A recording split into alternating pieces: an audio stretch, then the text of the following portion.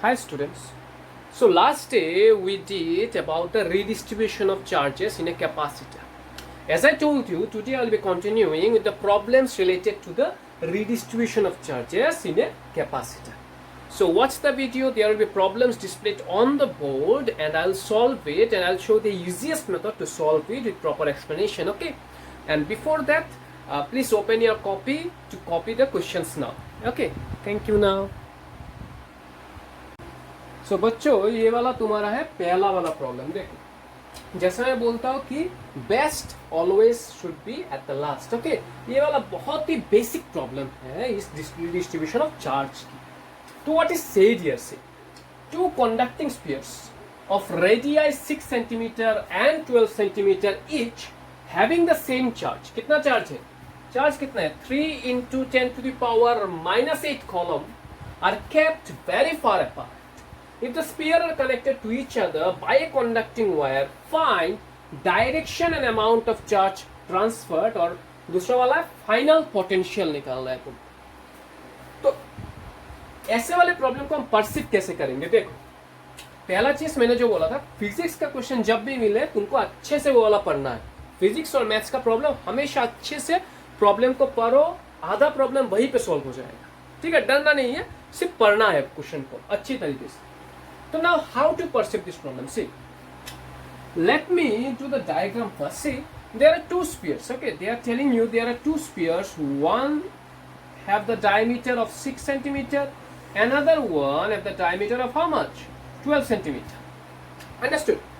Now they are telling me that both have a charge of 3 into 10 to the power -8 column. Here also the charge is 3 into 10 to the power -8 column. दोनों में charge क्या है? बराबर का charge दिया हुआ है। तो इसमें इन दोनों में कौन से वाले का पोटेंशियल ज्यादा होगा वो पहले बताओ। बिफोर कनेक्टिंग देम उस पोटेंशियल विल बी बिगर। अच्छे से अगर देखोगे, देखो ये वाला जो स्पीयर है, छोटा सा स्पीयर है 6 सेंटीमीटर का, लेकिन वो जितना चार्ज स्टोर कर चुका है अभी तक, that is equal to the charge that is stored in 12 centimetre sphere. That means ये वाला इतना बड़ा होकर भी इतना ही चार्ज स्टोर कर सकता है और ये छोटा होकर भी सेम चार्ज स्टोर कर चुका है। That means इसका कैपेसिटी क्या है? ज्यादा है। The smaller sphere have a very high capacity, मतलब इसका पोटेंशियल कैपेसिटी और पोटेंशियल छोटे वाले स्पीयर का ज्यादा हो। तो मैंने अगर इनके बीच में कोई कनेक्शन कर दिया तो चार्ज कहां से कहा जाएगा? हमेशा हायर टू लोअर पोटेंशियल जाता है। तो ये जाएगा इस तरफ, always higher to lower potential. समझ में आया? तो दैट मीन्स डायरेक्शन ऑफ, पहले जो बोला है डायरेक्शन निकालना है, चार्ज किस तरफ जाएगा। तो डायरेक्शन क्या होता है? 6 सेंटीमीटर स्पीयर से 12 सेंटीमीटर तक जाएगा। बहुत ही ईजी है। अभी देखो ये वाला अमाउंट ऑफ चार्ज कितना जा रहा है, उसमें थोड़ा सोचना पड़ेगा। अभी लास्ट वाले वीडियो जो नहीं देखे हो तो वो देख लो एक बार। वो देखने से तुम्हें पता चलेगा जब भी कोई कैपेसिटर को कनेक्शन में लाओ, if you bring two certain capacitor in contact with each other, उसका जो पोटेंशियल होता है वो इक्वल बन जाता है। That means as soon as I made them in contact, this charge will start flowing from here to here, isn't it? छोटे वाले से बड़े वाले में जाएगा। दैट मीन्स ये 3 नहीं रह जाएगा, कुछ और ही बन जाएगा। Let it be Q1 dash. Similarly इसमें चार्ज जा रहा है, वो 3 column 3 into 10 to the power -8 column से यहाँ पे जा रहा है, तो इसमें भी चार्ज बढ़ेगा, इजंट इट? तो ये वाला भी थोड़ा चेंज हो जाएगा। तो होता क्या है, इसको जब कॉन्टेक्ट से निकालोगे, ये कॉन्टेक्ट जब तुम तोड़ दोगे, तब इसका जो पोटेंशियल है, इसका जो पोटेंशियल है, और इन पूरा जब कॉन्टेक्ट में था तब जो पोटेंशियल था, वो तीनों सेम रहेगा। मतलब कि जब इसको तोड़ दोगे ना तो इसका पोटेंशियल कितना होगा? देखो पोटेंशियल का फॉर्मूला क्या है? 1/4πε0 into Q/R। यही तो फॉर्मूला है ना। ये वाला हो गया तुम्हारा कांस्टेंट क्वांटिटी, तो V is proportional to only Q/R। और दोनों में पहले चार्ज क्या था? इक्वल था, 3 into 10 to the power -8 था, तो Q का वैल्यू दोनों में सेम था। तो इसके ऊपर डिपेंड नहीं करेगा पोटेंशियल। किसके ऊपर डिपेंड करेगा? रेडियस के ऊपर। तो इससे हम क्या निकाल सकते हैं? अभी जो पोटेंशियल इसका बन गया है after they are made in contact, after that इसका जो पोटेंशियल बन गया है वो क्या रहेगा 1/4πε0 इंटू Q1-r। समझ में आया इतना सब। और इसका जो पोटेंशियल बन गया है वो रहेगा 1/4πε0 इंटू Q2-r। बहुत इजी है, हार्ड नहीं है, बेहद इजी है, एकदम बेसिक। ओके, और जब वो कांटेक्ट में थे, पहली बार जब कांटेक्ट में आए थे तब कितना पोटेंशियल था? जब कांटेक्ट में आए थे तब कितना पोटेंशियल था? देखो 1/4πε0 जब कांटेक्ट में आ गए थे दोनों एक ही एंटिटी बन गए थे, तो एक में कितना था? यहाँ पर Q1 था, यहाँ पे था Q2, तब Q1 डैश नहीं हुआ था, Q1 और Q2, तो दोनों का चार्ज सेम, सॉरी दोनों का चार्ज टोटल करना पड़ेगा डिवाइडेड बाय क्या, दोनों का रेडियस को प्लस कर दो। समझ में आया? तो ये वाला बन गया आफ्टर कांटेक्ट जो इसका पोटेंशियल, इंडिविजुअल पोटेंशियल। ये वाला हो गया आफ्टर कांटेक्ट इसका पोटेंशियल, और ये वाला था ड्यूरिंग कांटेक्ट, इन दोनों का मिला के पोटेंशियल। और रिडिस्ट्रीब्यूशन ऑफ चार्ज में बोला गया है इन तीनों का क्या पोटेंशियल इक्वल बन जाता है, कॉमन पोटेंशियल बन जाता है। मतलब कि क्या कर सकते हो यहाँ पे देखो, मतलब कि ये वाला जो वैल्यू है 1/4πε0 into Q1-r1 that must be equal to 1/4πε0 into ये वाला जो टोटल वैल्यू था Q1 plus Q2 by r1 plus r2। यहां से ये वाला वैल्यू अगर कट भी कर दोगे, और एक पेन लेता हूं थोड़ा वैरायटी आ जाएगा। देखो Q1 डैश तुमको निकालना है, r1 का वैल्यू था 6 सेंटीमीटर, ठीक है, यूनिट में चेंज नहीं करूंगा क्योंकि यहां पर भी सेंटीमीटर ही है। यहां पर था 6 प्लस इसका था 12 सेंटीमीटर, और Q1 और Q2 कितना था 3 था। ओके, दोनों का 3 प्लस 3 हो जाएगा कितना 6 इंटू 10⁻⁸ बन जाएगा। Understood up to this much? हाँ, समझ में आया ना?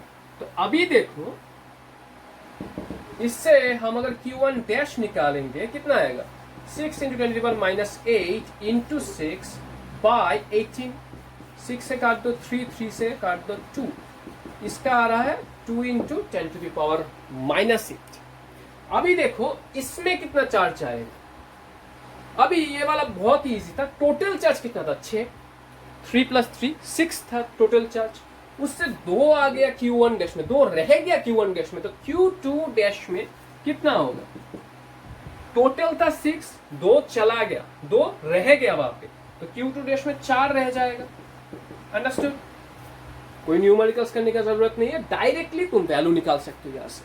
अंडरस्टूड? मैंने बोला था बहुत ही इजी है ये रिडिस्ट्रीब्यूशन ऑफ चार्जेस। तो निकल गया तुम्हारा कितना Q1 डैश और कितना Q2 डैश, मतलब आफ्टर कांटेक्ट कितना चार्ज होता है उसमें। अभी तुमको बोला गया था कि ट्रांसफर कितना होता है वो निकालो, वो निकाल के देखो। तो कितना होता है, यहाँ पे पहले था Q1, बाद में हुआ Q1 डैश, तो हो जाता है पहले था 3 minus 2 into 10⁻⁸, that will give me 1 into 10⁻⁸ column. Similarly यहाँ पर भी 4 माइनस 3, यहाँ पे तो आ रहा है, बढ़ रहा है चार्ज, तो 4 माइनस 3 हो जाएगा, पहले वाला छोटा था, माइनस करने से सेम ही आंसर आता है। तो इतना चार्ज क्या ट्रांसफर होता है ड्यूरिंग द रीडिस्ट्रीब्यूशन। ठीक है, अभी दूसरे वाले क्वेश्चन में कॉन्सेंट्रेट करो। दूसरा वाला क्या था? दूसरा वाला था उसका पोटेंशियल निकालने के लिए बोला था, कितना पोटेंशियल है। अब तो हमको तो पता है कि तीनों का पोटेंशियल सेम ही होगा, अभी आफ्टर कॉन्टेक्ट तीनों का सेम ही हो जाएगा, टोटल का और इंडिविजुअली अगर हम खोल देते हैं उनको, इंडिविजुअली दोनों स्फीयर का पोटेंशियल सेम ही रहता है। तो पोटेंशियल निकाल लो, पहले से ही निकाल लो, 1/4πε0 into Q1 dash by R1। After contact तो Q1 डैश बन जाता है, इजंट इट? इसका वैल्यू कितना है? ये इसका वैल्यू होता है 9 इंटू 10⁻⁹ इंटू Q1 डैश का वैल्यू कितना था 2 इंटू 10⁻⁸ बाय R1 का वैल्यू था 6 सेंटीमीटर। अभी तुमको इसको चेंज करना है मीटर में, तो -2, जितना भी आएगा उतना वोल्ट होगा तुम्हारा आंसर। समझ में कितना इजी है? ठीक है, तो अभी हम दूसरे प्रॉब्लम में जाएंगे, उस समय में तुम देख लो, पहले से थोड़ा रिवाइंड करके देख लो कैसे होता है ये वाला प्रॉब्लम। ठीक है, तो now let us see to this problem. Okay, so पहले देखो क्वेश्चन में क्या है इसमें। देखो, an isolated conductor initially free from charge is charged by repeated contacts with a plate, which after each contact has a charge capital Q due to some mechanism. If small q is the charge on the conductor after the first operation, prove that max charge on the conductor is q divided by capital Q minus small q. मतलब कि ये वाला तुमको proof करना है, तुमको दिखाना है जो ये वाला जो चार्ज है, ये वो जो कंडक्टर है उसमें इतना ही चार्ज स्टोर हो सकता है, ये वाला तुमको दिखाना है। एकदम इजी है, देखो एकदम इजी, डिस्ट्रीब्यूशन ऑफ चार्ज का एक प्रॉब्लम, एकदम इजी। देखो तो पहले ये वाला क्वेश्चन तुम लोग नोट कर लो। तो अभी देखो डायग्राम मैं ड्रॉ कर रहा हूं, देखो हमको क्या है, हमको क्वेश्चन ठीक तरीके से पढ़ना है, हमेशा याद रखना, always read the question carefully.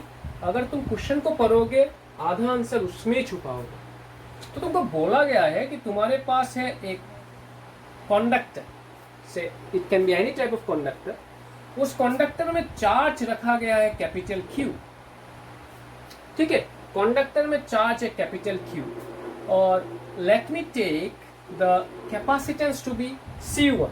Capacitance कितना है? C1, और कंडक्टर का चार्ज है कैपिटल Q, याद रखना है। अभी बोला गया है कि इधर एक आइसोलेटेड कंडक्टर को तुम अगर लाओगे, उस आइसोलेटेड कंडक्टर में इनिशियल जो चार्ज है 0, मतलब इसमें कोई भी चार्ज नहीं है, याद रखना इसमें कोई भी चार्ज अभी तक नहीं है, लेकिन कैपेसिटेंस हो सकता है, लेट इट बी C2, लेकिन चार्ज कुछ भी नहीं है। अभी क्वेश्चन में बोला गया था if you bring them in contact, अगर इनको कॉन्टेक्ट में तुम किसी तरह लाओगे तो इधर एक स्मॉल चार्ज Q आ जाता है, मतलब कि यहाँ जो कैपिटल Q था उसमें से थोड़ा बहुत चार्ज इधर आ जाता है। तो what will be the charge left here? It would be capital Q minus small q, ठीक है। अभी देखो इधर हो गया चार्ज स्मॉल q, इधर है charge capital Q minus small q, और हमें क्या पता है, लास्ट डे का वीडियो अगर देख लोगे, हमें पता है जब भी कोई दो कंडक्टर कैपेसिटर को हम अगर कांटेक्ट में लाएंगे तो उसमें क्या हो जाता है, क्या हो जाता है, कॉमन पोटेंशियल हो जाता है। और कॉमन पोटेंशियल में एक फॉर्मूला एप्लीकेबल है, C1 divided by C2 equals to Q1 by Q2, याद है ना? अगर याद नहीं हो तो लास्ट वाला वीडियो देख सकते हो, इस वीडियो के बाद वो वाला लिंक आ जाएगा, ठीक है। तो अभी देखो Q1 पहले का चार्ज कितना है, कांटेक्ट में जब आ गया तो Q माइनस स्मॉल q, और इधर का चार्ज है, इधर का चार्ज है स्मॉल q, ये कांटेक्ट के बाद, याद रखना ये जो फॉर्मूला है तभी अप्लाई कर सकते हो जब दो कंडक्टर को तुम कांटेक्ट में लाओ। अगर कांटेक्ट में नहीं हो ये फॉर्मूला अप्लाई नहीं होगा, इसमें पोटेंशियल डिफरेंट हो सकता है, लेकिन जब कांटेक्ट में आ जाएगा पोटेंशियल सेम हो जाएगा, तब ये फॉर्मूला अप्लाई करना है, ठीक है। अभी क्या बोला गया है कि अगर अब इसको हम ब्रेक कर देंगे, कांटेक्ट को ब्रेक करके फिर से और एक कांटेक्ट को सेटअप कर दे, क्या करना है, पहले इसको ब्रेक करना है, फिर से कांटेक्ट सेटअप करना है। देखो फिर से अगर कांटेक्ट करोगे तो कुछ और चार्ज यहां से इधर चला जाएगा, कितना जाएगा, लेट इट बी Q2। पहले से इसमें क्या था, Q था, पहले कांटेक्ट में Q आ गया था, अभी दूसरे वाले कांटेक्ट में let the charge that is coming here, let it be Q2। तो ये वाला हो गया इसका दूसरा वाला चार्ज हो गया Q प्लस Q2, और इसमें कितना रहेगा, इसमें रहने वाला है Q माइनस Q2। Q2 आ गया यहां से, तो Q माइनस, पहले का चार्ज था Q, तो Q माइनस Q2 हो जाएगा, ठीक है ना। हाँ अभी तुम में एक डाउट आ रहा है, ठीक है ना। डाउट क्या हो रहा है कि पहले तो इसमें Q था तो यहाँ पे Q2 होना चाहिए था, लेकिन अगर तुम क्वेश्चन को ठीक तरीके से पढ़ते तो उसमें लिखा हुआ था क्या, इस वाले कंडक्टर में जो चार्ज कैपिटल Q है, ये जो कैपिटल Q है, हर एक कांटेक्ट के बाद वो फिर से रिप्लेनिश हो जाता है, कोई एक मैकेनिज्म से फिर से ये Q चार्ज वापस आ जाता है। मतलब कि पहले वाले में कांटेक्ट में अगर Q चार्ज चला भी गया, जब मैंने कांटेक्ट तोड़ दिया उसके बीच, ये फॉर्मूला अप्लाई करके ये जब कांटेक्ट मैंने तोड़ दिया, ये वाला चार्ज फिर से इसमें आ गया, किसी तरह कोई भी मैकेनिज्म हो, लेट इट एक्सटर्नल कोई चार्ज आ रहा है उसमें, वो चार्ज फिर से आ गया, तो ये स्मॉल q जो रिडक्ट हुआ था फिर से वो आ गया। अभी जब फिर से कांटेक्ट कर दिया मैंने, तो अभी Q2 चार्ज चला गया इसके अंदर, समझ में आया। तो अभी फिर से अगर फॉर्मूला अप्लाई कर दोगे, इसमें क्या आ जाएगा, देखो capital capital Q minus small Q divided by ये वाला वैल्यू। अभी तीसरी बार जब फिर से कॉन्टेक्ट करेंगे और एक आएगा Q3, यहाँ पे होगा Q माइनस Q3, ऐसा करके चलता ही जाएगा। हमको निकालना है इसमें हाईएस्ट कितना चार्ज हो सकता है। हाईएस्ट मतलब Q मैक्स कितना तक हो सकता है। देखो पहले बार आया था Q, फिर आएगा Q2, फिर Q3, ऐसा ऐसा करते करते करते करते इंफिनिटी तक आएगा इसमें। तो ये सब चार्ज का वैल्यू कितना होता है वो वाला निकालना है। तो कैसे निकालेंगे, इतना तो इम्पॉसिबल है पूरा करना एग्जाम में जाके, ठीक है। बहुत टाइम ले लेगा, तुम्हारा एग्जाम एक ही प्रॉब्लम में खत्म हो जाएगा, ठीक है। तो ऐसा नहीं करना, एक प्रॉब्लम में हाईएस्ट 4 to 5 मिनट्स, ओके। उससे ज्यादा जॉइंट में जाके किसी भी प्रॉब्लम में वेस्ट नहीं करना है। ये हमेशा याद रखना, फिजिक्स में ये वाला रूल हमेशा याद रखना, कोई भी प्रॉब्लम हो 4 से 5 मिनट बस। तो अभी हम क्या करेंगे, ये वाला सब वैल्यू तो निकाल नहीं सकते, तो हम क्या करेंगे, ये दो वैल्यू को कंपेयर कर देंगे। देखो ये भी C1/C2, ये भी C1/C2, ये दोनों को कंपेयर अगर कर दे इसमें तो क्या आ जाएगा। Let me rub this part. तो पहले केस में था capital Q minus small q by Q, दूसरे केस में था capital Q minus Q2 bye क्या था Q प्लस Q2। याद रखना है, ठीक है, याद रखना है ये वैल्यू। अभी अगर क्रॉस मल्टीप्लाई कर दोगे यहाँ पे क्या है,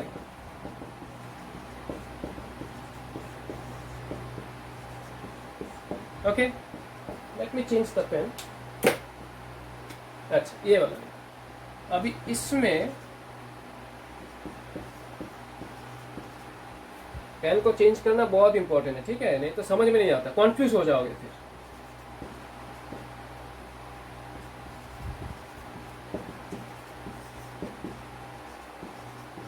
ठीक है, ये मेथड अच्छे से देखना है, अच्छे से देखना है, क्योंकि इससे Q2 निकलेगा, ठीक है। Q2 है इसमें वेरिएबल, Q2 निकलेगा, ठीक है।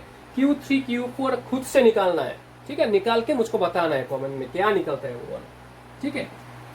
तो इधर से Q और ए वाला वैल्यू चला जाएगा, ए और ये वाला वैल्यू चला जाएगा। तो इधर से अगर तुम सॉर्ट आउट करोगे ये आने वाला है, तो इधर से अगर Q2 निकालोगे ये आ जाएगा क्या, Q² बाय कैपिटल Q। अभी तुमको निकालना है कि Q3 और Q4 कितना आता है। मैं बोल देता हूँ कितना आएगा, ऐसे ही प्रोसेस में देखो, ये वाला आ जाएगा Q, ये है Q² बाय कैपिटल Q, वो वाला आएगा Q³ by capital Q²। Pattern अगर देखोगे तो ये वाला समझ में आ जाएगा, ऐसा करके बढ़ता जाएगा चार्ज, ठीक है। अभी क्या करना है देखो, फाइनली पैटर्न देखने से पता चल जाता है ऐसा, ठीक है, निकालने की भी जरूरत नहीं है, पैटर्न देखने से चला जाता है, ठीक है। Q2 में आ गया Q² का, Q3 में और एक बार Q/Q आएगा, ठीक है। अभी देखोगे अगर मैं Q मैक्स का वैल्यू निकालू यहाँ से तो क्या आएगा, Q2 की जगह पे हो गया Q² बाय कैपिटल Q, इसके जगह पे हो गया Q³ बाय Q², ऐसा चलता जाएगा इन्फिनिटी तक।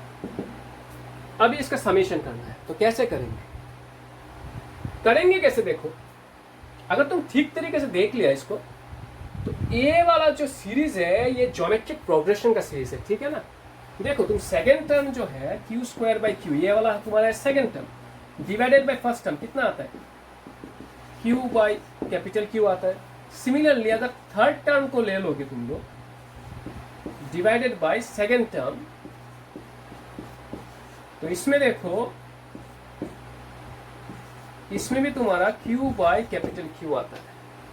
तो यहाँ पे क्या रेशियो का वैल्यू इक्वल है सब में, और मैंने बोला था अगर ये भी समझ में नहीं आया तो ज्योमेट्रिक प्रोग्रेशन का एक वीडियो में लाऊंगा, अभी तक नहीं लाया, मैंने सोचा था मैंने कर दिया वो वाला, तो ज्योमेट्रिक प्रोग्रेशन के ऊपर भी एक वीडियो में ले आऊंगा, ठीक है। उसमें देखना है कि हमेशा याद रखना कि दो वैल्यू के बीच में अगर रेशियो हमेशा इक्वल रहता है तो ये जो सीरीज हो गया वो ज्योमेट्रिक प्रोग्रेशन में रहेगा। और ज्योमेट्रिक प्रोग्रेशन में जब हम समेशन निकालते हैं ज्योमेट्रिक प्रोग्रेशन में, तो इसका फॉर्मूला हो जाता है capital A by 1 minus r, capital A by 1 minus r, ठीक है। कैपिटल A का वैल्यू, A मतलब पहला वाला टर्म जो है Q बाय 1 माइनस आर होता है रेशियो, उनके बीच में रेशियो, तो रेशियो है कितना Q बाय कैपिटल Q, ठीक है, ओके। अभी देखो फॉर द लास्ट पार्ट, ये जो क्यू मैक्स है कितना है, इस वाले प्रॉब्लम को अगर कंप्लीट कर दिए तो कितना आएगा, क्यू माइनस, यही तो ढूंढने के लिए बोला था ना। ठीक है, समझ में आया। तो अभी नेक्स्ट प्रॉब्लम और लास्ट प्रॉब्लम देखो, ठीक है। तो here is the last question of this video. तो मैंने जो बोला था लास्ट वाला हमेशा बेस्ट है, ये वाला बहुत ही कॉमन प्रॉब्लम है आपके जॉइंट एंट्रीज के लिए। देखो ये भी इजी है, देखो अगर हम समझ लेंगे, अगर हम समझ लोगे तो ये वाला बहुत इजी हो जाएगा आपके लिए। देखो two capacitor C1 and C2 are charge separately to potential 20 volt. कितना पोटेंशियल है, 20 वोल्ट है, और दूसरे का है 10 volt respectively. If the two have capacitance of 2 and 3 microfarad respectively, तो उनको क्या क्या निकालना है, find the common potential, final charge, और कितना हीट डेसिपिएट होता है। तो देख लो क्या बोला गया है। पहले बोला गया दो कैपेसिटर है आपके पास, दो कैपेसिटर है आपके पास। पहले वाला C1 जिसका वैल्यू है 2 माइक्रोफैराड, दूसरा है C2 3 माइक्रोफैराड का। पहले वाले का पोटेंशियल 20 वोल्ट दिया हुआ है, इसका पोटेंशियल 10 वोल्ट। तो हम बिना सोचे समझे भी इनका चार्ज निकाल सकते हैं। Q1 equals to C1 V1, isn't it. बहुत ही इजी फॉर्मूला है, पहले वाले वीडियो में हम कर चुके हैं ये वाला, ठीक है। तो C1 कितना है, 2 माइक्रोफैराड मतलब 10⁻�6, और वोल्ट होता है 20, तो आ जाता है 40 इंटू 10⁻�6 कॉलम। सिमिलरली यहां से अगर हम Q2 निकालेंगे 3 into 10⁻�6 into 10, that will give me 30 into 10⁻�6 column. तो इनिशियल चार्ज निकल गया, ये वाला इनिशियल है। लेकिन आपको बोला गया था क्या, आपको कॉमन पोटेंशियल निकालना है, फाइनल चार्ज निकालना है यहाँ पे। तो क्या करेंगे इसके लिए, देख लास्ट वाले वीडियो में जो मैंने बताया था रीडिस्ट्रीब्यूशन ऑफ चार्जेस में, जब भी कॉमन पोटेंशियल हो जाता है तब हम ये वाला फॉर्मूला अप्लाई कर सकते हैं। और एक फॉर्मूला था कि C1 V1 plus C2 V2, मतलब पहले का जो टोटल चार्ज था, ये वाला Q1 और Q2, मतलब पहले का टोटल जो चार्ज था equals to C1V plus C2V। Final जो चार्ज होगा उसका इक्वल होगा। कंजर्वेशन ऑफ चार्ज जिसको बोलते हैं, ठीक है। रीडिस्ट्रीब्यूशन हो या जो कोई भी हो, until and unless there is at loss of charge in a particular system, उसका चार्ज क्या रहता है, कंजर्व रहता है, ठीक है। तो पहले वाला चार्ज इनिशियल और फाइनल जो चार्ज निकलेगा, जिसका कॉमन पोटेंशियल सेम ही होगा दोनों का। अगर हम इसको कॉन्टेक्ट में ला दे तो दोनों का पोटेंशियल क्या सेम बन जाएगा, इसलिए दोनों में V यूज किया जाएगा, ठीक है। तो पहले का चार्ज और फाइनल चार्ज इक्वल रहेगा। तो ये वाला जो है C1 V1 ऑलरेडी 40 निकाला हुआ है, I am ignoring the 10⁻�6 term, okay, वो कट जाएगा या फिर। तो इसका है 30, अगर आप 10⁻�6 लाए भी बाहर लाते हैं, ठीक है। और C1 का वैल्यू कितना है, C1 का वैल्यू था 2 माइक्रोफैराड, और इसका है 3 माइक्रोफैराड इंटू 10⁻�6, ये वाला आप काट सकते हो। तो फाइनली क्या निकल रहा है, 70 इक्वल्स टू 5V। उसमें से V का वैल्यू क्या निकलेगा, 14। V का वैल्यू निकल गया 14। तो तुम्हारा पहले वाला आंसर आ गया। पोटेंशियल कितना है, 14 वोल्ट। अभी दूसरे वाले का आंसर दूसरा था कि फाइनल चार्ज कितना है वो बता, ठीक है, बताते हैं चलो। तो फाइनल चार्ज क्या है, फाइनल चार्ज अगर हम निकालेंगे तो क्या होगा, C1 इंटू V होगा। हाँ, तो C1 क्या आ रहा है, C1 तो पहले से ही था 2 इंटू 10⁻�6, और वोल्ट था 14 वोल्ट, कितना होगा 28 इंटू 10⁻�6 कॉलम। सिमिलरली अगर हम Q2 निकाले तो C2V, C2 में हो गया आपका क्या है 3 इंटू 10⁻�6, और वोल्ट है 14, तो उसका निकल जाएगा कितना 3 4 12, 1 इन हैंड, 342 इंटू 10⁻�6 कॉलम निकल जाएगा, ठीक है, हो गया। अभी तीसरा वाला प्रॉब्लम में आया, देखो। अच्छा, यहां से हम और एक चीज निकाल सकते हैं, कितना चार्ज का ट्रांसफर हुआ है, कितना चार्ज का ट्रांसफर, जब भी कांटेक्ट में लाओ कितना चार्ज का ट्रांसफर हो गया है, वो अगर निकालना चाहो वो भी निकाल सकते हो। चार्ज ट्रांसफर जो हुआ है ना, क्या होगा, Q1 माइनस Q1 डैश, और you can also do Q2 minus Q2 dash, निकाल सकते हो ना ये वाला, ठीक है। अभी नंबर 3 में हाँ वो वाला है हीट लॉस कितना हुआ, हीट लॉस हमको पता है। हीट लॉस कब होता है, जब सिस्टम से कोई एनर्जी वर्क डन के हिसाब से निकल जाए, तभी तो हीट लॉस होगा ना। तो इसमें अगर हम वर्क डन या हीट लॉस निकालेंगे, वो वाला भी लास्ट वीडियो में वो फॉर्मूला कर चुके थे। इनिशियल जो एनर्जी था, इनिशियल एनर्जी हाफ CV², इससे ही तो एनर्जी निकाल जाता है ना। तो पहले वाले कैपेसिटर का एनर्जी, ओके, प्लस दूसरे वाले कैपेसिटर का एनर्जी करो, ये वाला हो गया तुम्हारा इनिशियल एनर्जी। और अगर आप लॉस हो जाता है मतलब क्या, फाइनल एनर्जी लेस रहेगा इससे, फाइनल एनर्जी इनिशियल से हमेशा लेस रहता है, ठीक है। अगर लॉस हो जाए तो फाइनल एनर्जी कितना होगा, हाफ इंटू, जब फाइनली इसको कांटेक्ट में आपने लाया दोनों को कांटेक्ट में, तो दोनों का कैपेसिटेंस हो जाएगा एन, और कॉमन पोटेंशियल V हो जाएगा यहाँ पे। अगर आप वैल्यू यहाँ पे पुट कर देंगे तो हीट लॉस का वैल्यू भी निकल जाएगा, ठीक है। तो ये रहा कुछ problems related to what, capacitor, redistribution of charges in a capacitor. Okay, so in the next video we'll continue with our next classes. Okay, and please subscribe my channel and stay safe and stay cool. Thank you.